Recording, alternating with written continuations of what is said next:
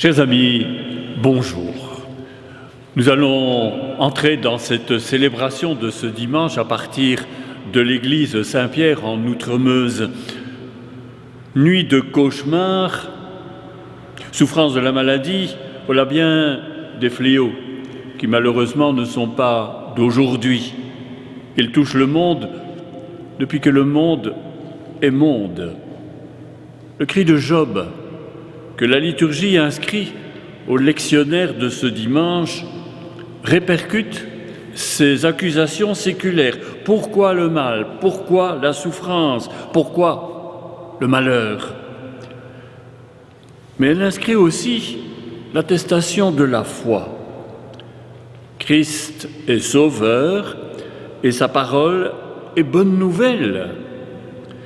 Et si Dieu, en entendant le cri des malheureux, ne donnait qu'une parole promesse comme une réponse aux interrogations des hommes, pour chanter tes louanges, ouvre mes lèvres, raconter tes prodiges, ouvre mes lèvres, annoncer ton royaume, ouvre mes lèvres, célébrer chaque fête, ouvre mes lèvres, pour chanter tes merveilles, ouvre mes lèvres, accueillir tes bienfaits, ouvre mes lèvres, faire don de mon cœur, ouvre mes lèvres, en témoin de lumière, ouvre mes lèvres, le jour des laurents, ouvre mes lèvres, et la nuit quand je dors, ouvre mon âme à l'amour qui rend fort.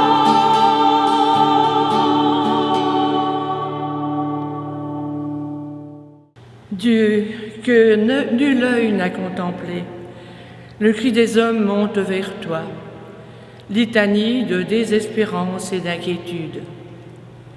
Accueille nos supplications. Elles manifestent que nous mettons notre confiance en toi. Pour crier mes révoltes, ouvre mes lèvres, et briser les silences, ouvre mes lèvres, dénoncer l'injustice, ouvre mes lèvres,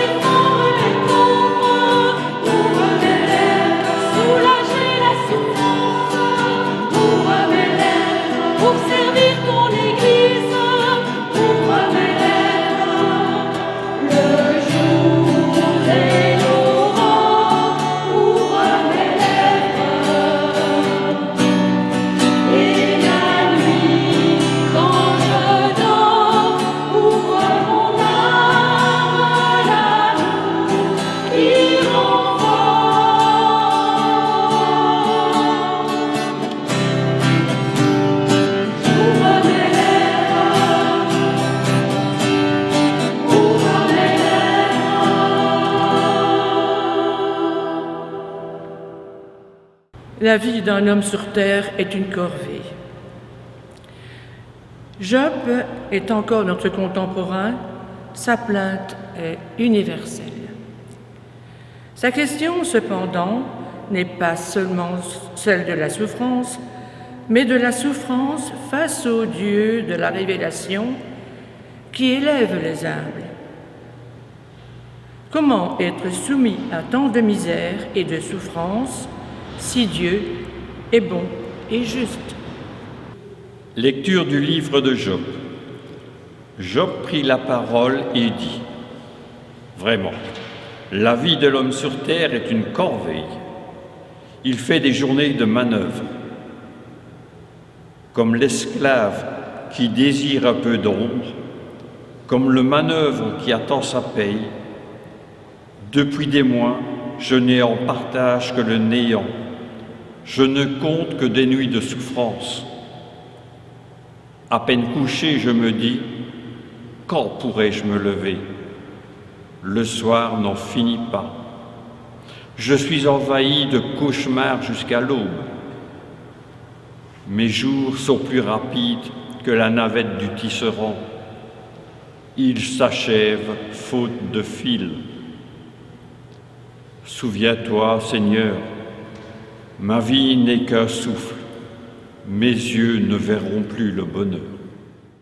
Du cri de Job, nous passons à celui de Paul. Malheur à moi si je n'annonçais pas l'Évangile.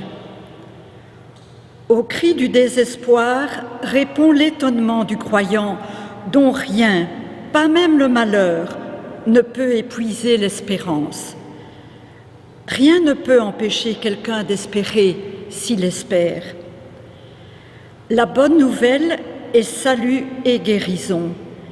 Elle tient non aux évidences ou aux démonstrations, elle est synonyme d'une confiance qui n'a d'autre fondement que l'attestation d'une annonce. Dieu prend soin de nous. Lecture de la lettre de saint Paul apôtre aux Corinthiens. Frères, annoncer l'Évangile, ce n'est pas là pour moi un motif de fierté. C'est une nécessité qui s'impose à moi. Malheur à moi si je n'annonçais pas l'Évangile. Certes, si je le fais de moi-même, je mérite une récompense. Mais je ne le fais pas de moi-même. C'est une mission qui m'est confiée. Alors, quel est mon mérite ? C'est d'annoncer l'Évangile, sans rechercher aucun avantage matériel et sans faire valoir mes droits de prédicateur de l'Évangile. Oui, libre à l'égard de tous, je me suis fait l'esclave de tous, afin d'en gagner le plus grand nombre possible. Avec les faibles, j'ai été faible pour gagner les faibles. Je me suis fait à tout, à tous, pour en sauver à tout prix quelques-uns. Et tout cela, je le fais à cause de l'Évangile, pour y avoir part, moi aussi.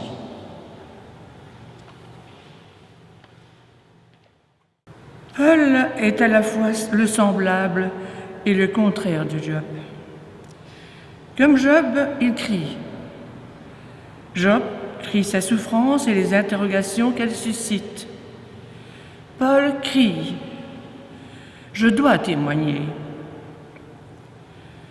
Tous deux se demandent ce qui leur arrive. Tous deux reconnaissent la présence de Dieu. L'un est semblable à un esclave anéanti et déchu. L'autre partage la faiblesse des plus faibles. Job ne peut que s'abandonner. Paul se fait acteur du salut déjà donné.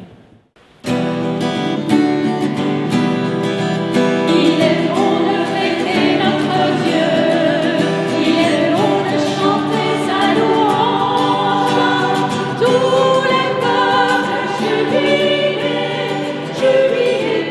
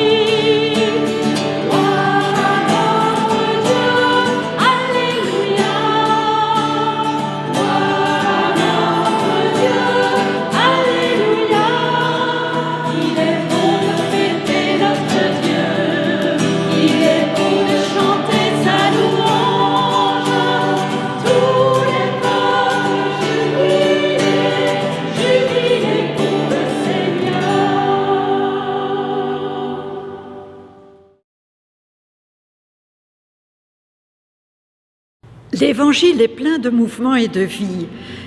Il faut faire jaillir la bonne nouvelle. Jésus agit parce que Dieu est passionné par l'homme. Aujourd'hui s'accomplit le salut. C'est pour cela que je suis sorti, dit Jésus. Sa sortie de Capharnaüm, évoquée ce dimanche, n'est que la figure de cette sortie essentielle du sein du Père pour rendre manifeste que Dieu, éternellement, est du côté de l'homme. Dans le débat et le procès entre la vie et la mort, l'espérance et le désespoir, Dieu est du côté de l'homme.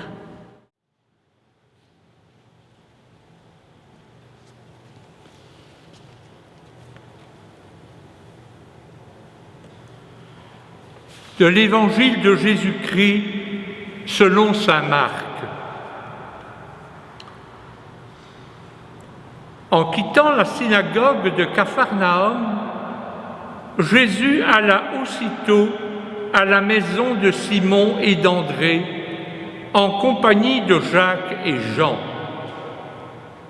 La belle-mère de Simon était au lit parce qu'elle avait de la fièvre. Dès que Jésus arriva, on lui parla d'elle. Et s'approcha d'elle, la prit par la main et la fit se lever. La fièvre la quitta et elle se mit à les servir. Quand le soir tomba, après le coucher du soleil, les gens transportèrent vers Jésus tous les malades et tous ceux qui avaient des esprits mauvais. Toute la population de la ville était rassemblée devant la porte de la maison. Jésus guérit beaucoup de gens qui souffraient de diverses maladies et échassa aussi beaucoup d'esprits mauvais. Très tôt le lendemain, alors qu'il faisait encore nuit noire, Jésus se leva et sortit de la maison. Il s'en alla hors de la ville vers un endroit isolé. Et là, il se mit à prier. Simon et ses compagnons partirent à sa recherche. Quand ils le trouvèrent, ils lui dirent « Tout le monde te cherche ». Mais Jésus leur dit « Allons ailleurs, vers les villages voisins. Je dois prêcher là aussi, car c'est pour cela que je suis venu. » Il parcourut donc toute la Galilée, proclamant la bonne nouvelle dans leur synagogue et chassant les esprits mauvais. Dieu notre Père, souviens-toi de nous. Tu nous as pris dans notre faiblesse pour faire de nous des témoins de ta bonne nouvelle.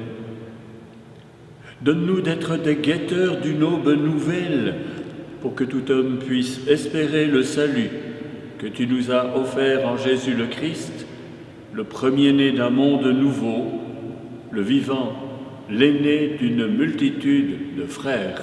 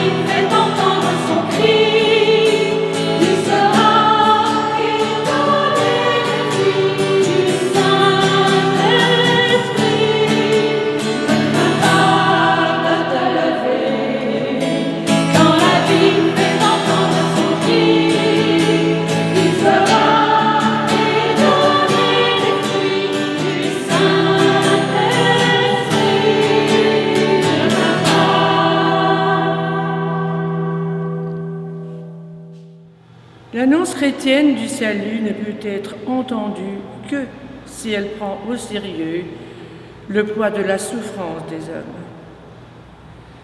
Seul le corps guérit le corps.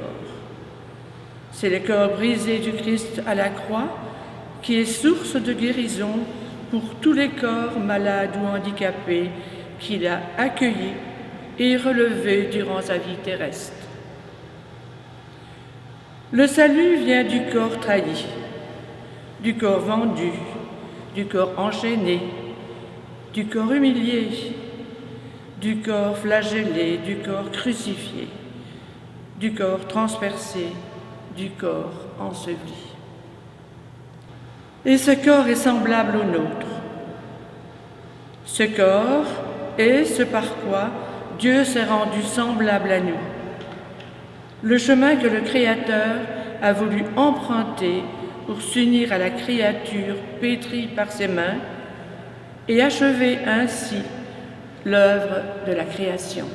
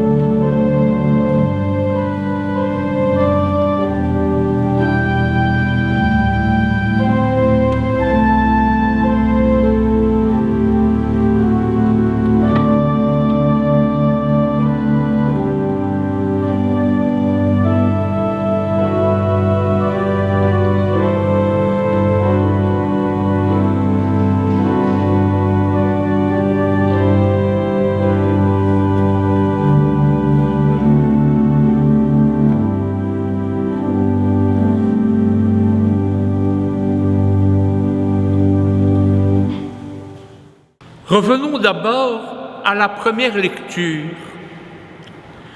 L'histoire de Job, vous le saviez ou vous ne le saviez pas, est un récit fictif.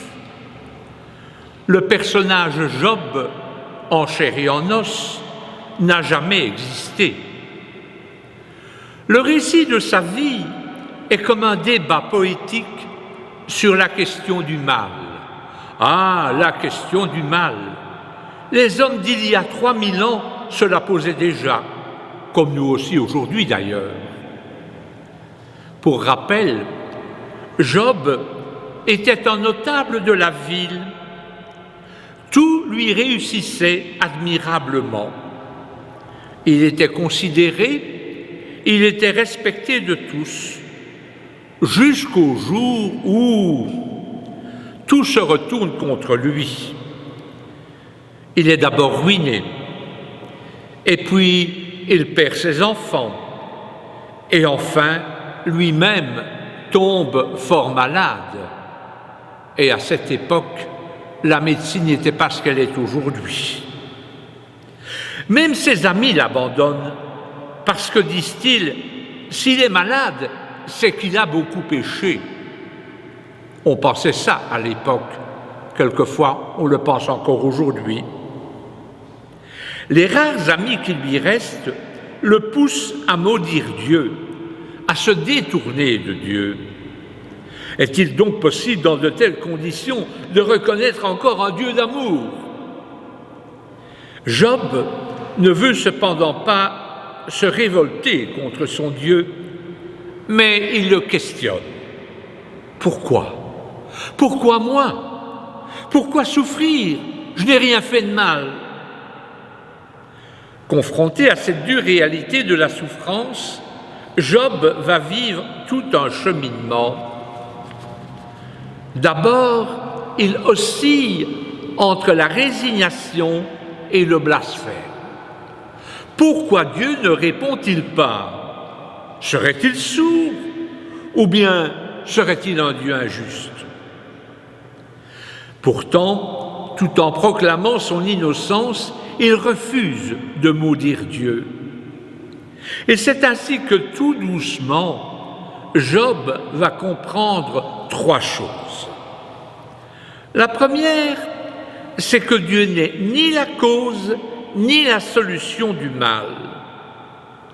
Dieu lui-même est touché par le mal et s'engage dans une lutte sans merci contre ce mal. Job croit alors que Dieu est son défenseur. Il sait que Dieu est de son côté. Il faut donc combattre le mal. 2. Dans son dialogue avec Dieu, Job découvre avec émerveillement que Dieu est celui qui donne gratuitement, sans rien payer. Job n'a rien mérité, ni dans le bien, ni dans le mal. Troisièmement, Job comprend enfin que ce Dieu qu'on dit tout-puissant est en fait un Dieu faible. En effet, lorsque Dieu crée l'univers, il met une limite à son pouvoir en confiant à l'homme un monde à achever, en donnant à l'homme une part de liberté qui le rend capable de dire oui ou de dire non, même à Dieu. Job comprend que Dieu désire et veut même que le droit et la justice règnent dans le monde, mais il respecte les limites qu'il s'est imposées vis-à-vis de sa création. Toutes ces découvertes renversent Job et deviennent pour lui une source d'espérance.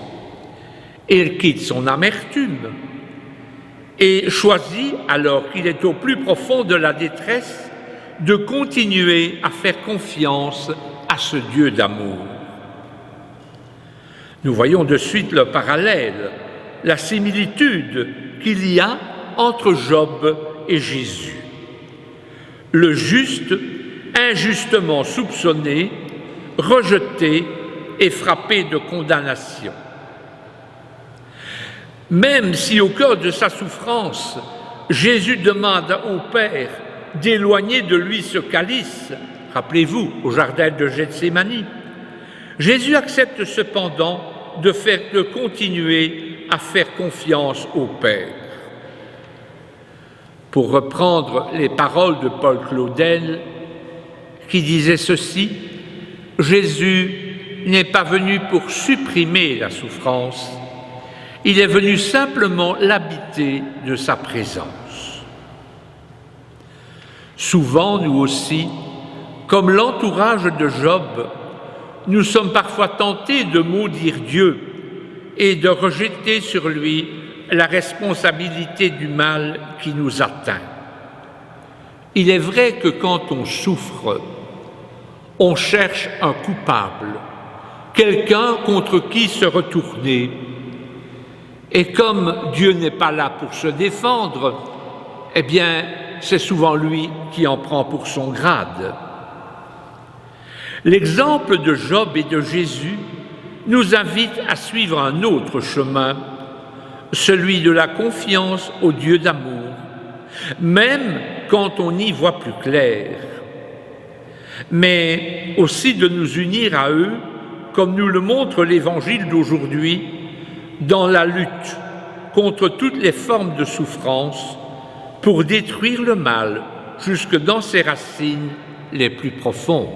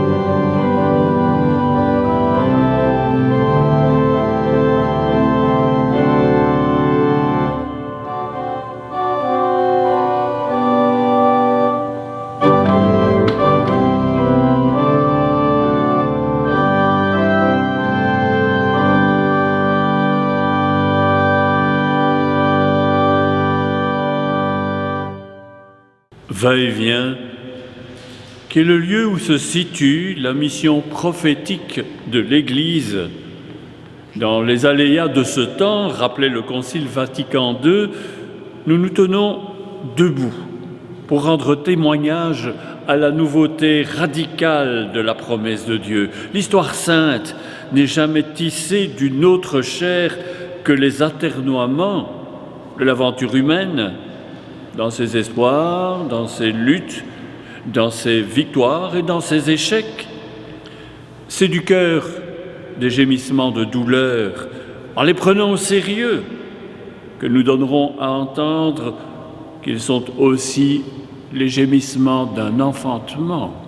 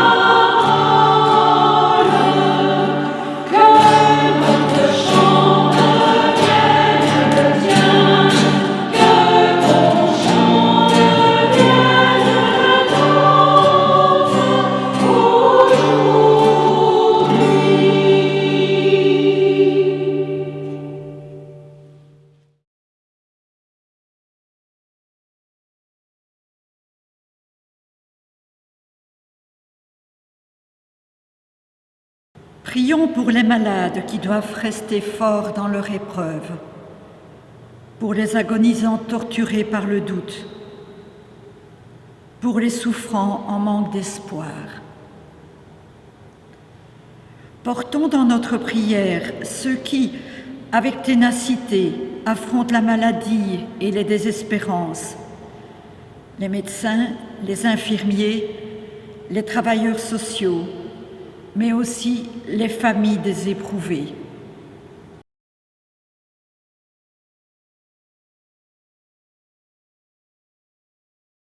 Prions pour les chercheurs qui ouvriront de nouvelles voies de bien-être. Prions pour ceux qui sont en charge les directives pour notre vie en société et le bien commun.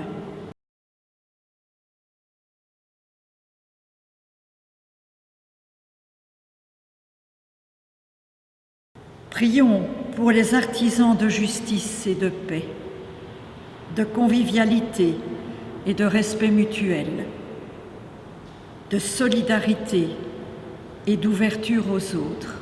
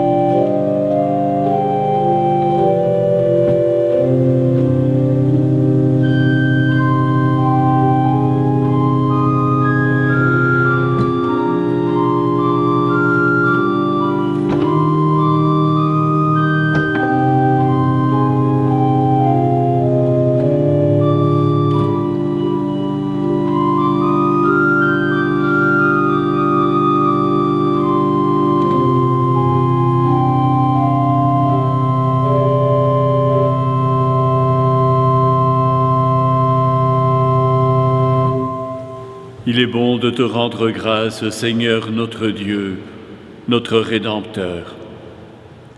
Nous te bénissons pour ton Fils Jésus, venu dans le monde pour annoncer la seule nouvelle qui soit bonne pour notre vie. En guérissant les malades, il montrait la miséricorde et la vie qui viennent de toi.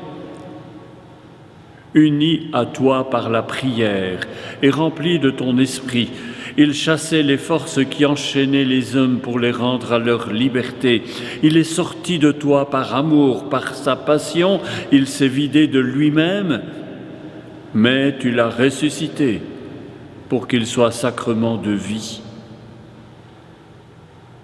Béni sois-tu aussi pour tous les messagers de l'Évangile qui ont porté sa voix jusqu'aux limites du monde, brisant ainsi les frontières de l'injustice et de la détresse. Avec Job, avec tous les souffrants, avec les saints qui nous ont précédés dans l'espérance, Dieu des vivants, nous te bénissons, et ici et dans nos maisons, nous te prions. Notre Père, qui es aux cieux, que ton nom soit sanctifié, que ton règne vienne, que ta volonté soit faite sur la terre comme au ciel. Donne-nous aujourd'hui notre pain de ce jour. Pardonne-nous nos offenses, comme nous pardonnons aussi à ceux qui nous ont offensés. Et ne nous laisse pas entrer en tentation, mais délivre-nous du mal, car c'est à toi qu'appartiennent le règne, la puissance et la gloire, pour les siècles des siècles. Amen.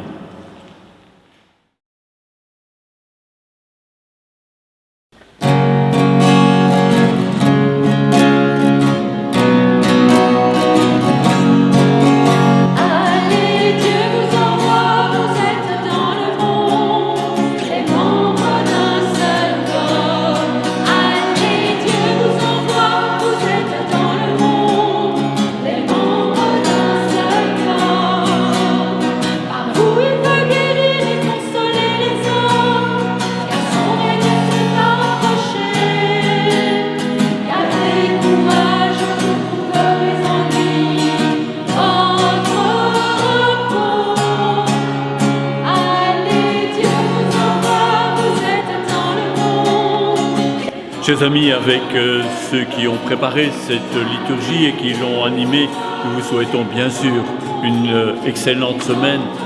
Comme maintenant nous en avons pris l'habitude de nous dire ce souhait qui devient comme un refrain, prenez soin de vous et prenez soin des autres, mais surtout que la paix de Dieu qui dépasse tout ce que l'on peut imaginer garde vos cœurs et vos pensées. Une très bonne semaine. À dimanche prochain.